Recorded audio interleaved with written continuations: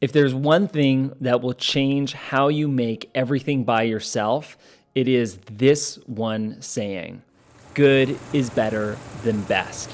And if you don't believe me, take a look at this example right here. Right up here, we've got my FX3. It's all set up for shooting documentary stuff. And then if we go down here, I've got my microphone plugged in, and then it's balanced on a coffee cup. And then the camera is, of course, balanced on this Keurig coffee machine in the hotel room.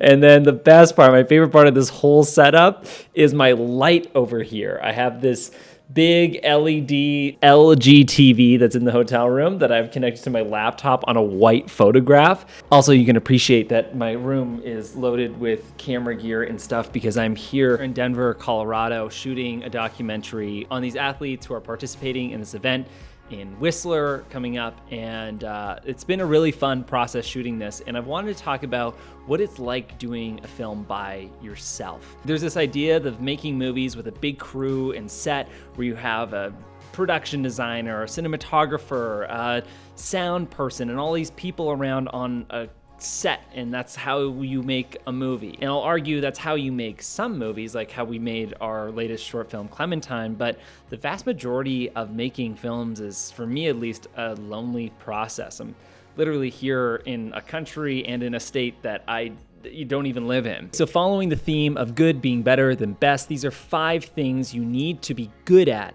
to make a movie from beginning to start.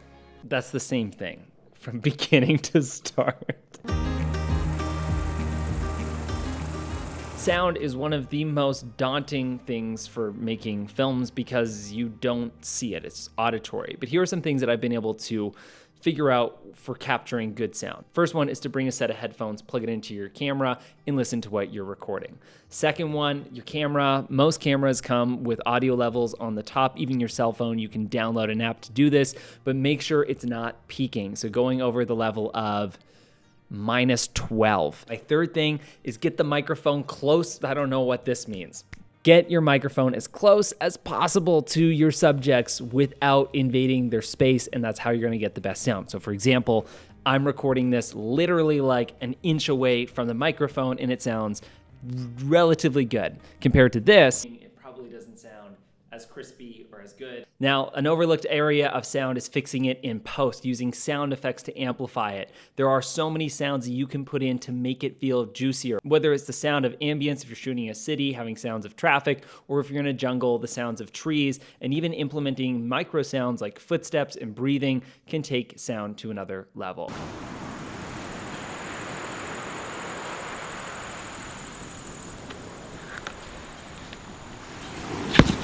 I've always felt like I need to go to the beat of my own drum.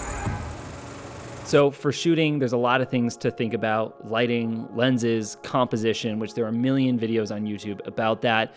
But what I really want to share with you is to learn the out of your camera. It doesn't matter the camera you use, it's the one you've mastered. My number one tip for shooting is this: film for a minimum of 10 seconds for whatever you're shooting and make sure it's stable. If it feels like you've been shooting for too long or the shot is too stable, you're wrong. Now, if you want to learn more about how to film things better, dialing in on your cinematic practice or craft, there's the entire film course that I highly recommend you take a look at. This is The Art of Documentary, and this course is a deep dive into how to make films from start to finish, whether it's coming up with your concept, learning and researching about what you're filming in the documentary space, how to create compelling stories, recording sound, developing interviews, and probably one of my favorite things that I learned, which was how to interview people properly. Everything from lighting it, shooting it, doing the composition, and the right questions to ask. So if you want to take a...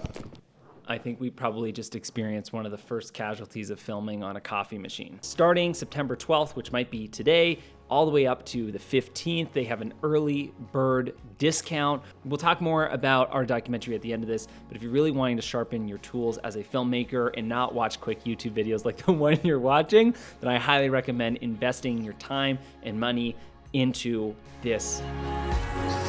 One of the biggest things I've been doing on past documentaries, including this one specifically, is doing dailies. Now, dailies are something that big Hollywood films do, but I highly recommend you doing it even on your small independent project. This is importing your footage at the end of every single day, or maybe whenever you have a window of time, and going through the footage to make sure you have everything that you need.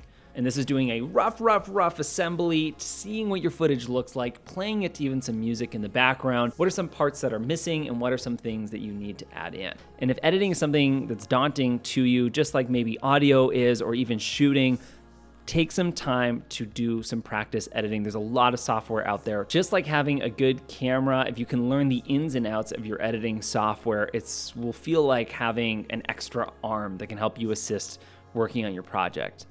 I want to talk about one of the most overlooked aspects of making a film, one that even slows down experienced filmmakers, and that is communication. One thing that you face almost every set, whether it's a documentary, scripted content, or even working on a corporate client's work, is being able to communicate, whether that's communicating with client, communicating with your actors, communicating with your collaborators, and learning how to talk to people about what you're doing is really important. For me, I ebb and flow between being introvert and extrovert, and sometimes when you're in an introvert mindset, it's really tough to try and communicate how you feel about something. Now, the biggest thing you're gonna have to know how to communicate is to ask for things. You're gonna be asking talent to be able to do something, asking interview questions, asking to maybe get a ride somewhere to shoot at something, or even just to be able to leverage certain locations. And my number one way to confidently ask for things is to just do it. Don't feel too guilty about asking for things, especially if you're doing a project for someone, on someone, about someone,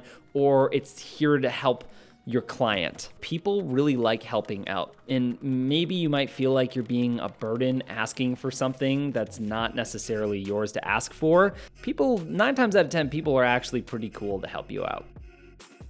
The final thing to talk about is storytelling. While I could speak till I'm blue in the face about how to tell the right stories and where to get them, I recommend taking a look at Art of Documentary to really learn about how to structure that storytelling method. But if you want my sort of hot tip off of this, it is to steal the structure from someone else's movies. This doesn't mean to copy how they shot it or the story that they actually ended up telling, but to take what already works. So look at maybe one of your favorite documentaries or favorite films, go into Vimeo's staff pick section. I'll have a link to it in the description below. No, this is not sponsored by them.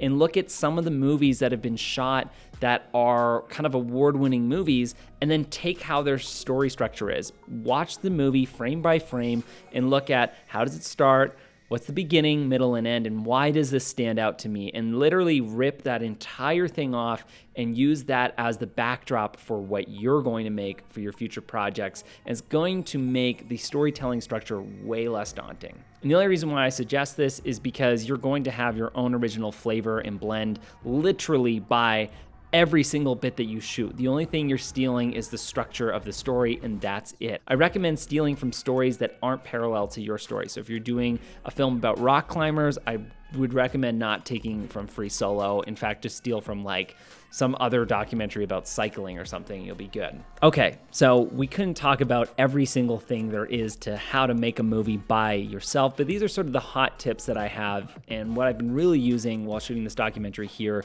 in Denver, Colorado on these 2 athletes. But if there's one thing to really take from this, it's to go take a look at our documentary. They have this incredible library of over 150 videos available for filmmakers like you and me. And I can easily say it's sharpened my craft. They've just released module 3, which is the Create and Earn module, which I'm so excited to enroll in because I love making movies so much I do it for free, and that hurts me a lot. So if you feel like you've been sort of stuck as a filmmaker and really want to push your career further, just remember that good is better than best, and you're going to become a perfectionist at some point in the process, but just start at good, because if you start at perfection, you're not going to finish it. You're not even going to start. So that's it. I definitely got to get going and start editing. Thank you guys so much for watching this video. Absolutely love you. See you later.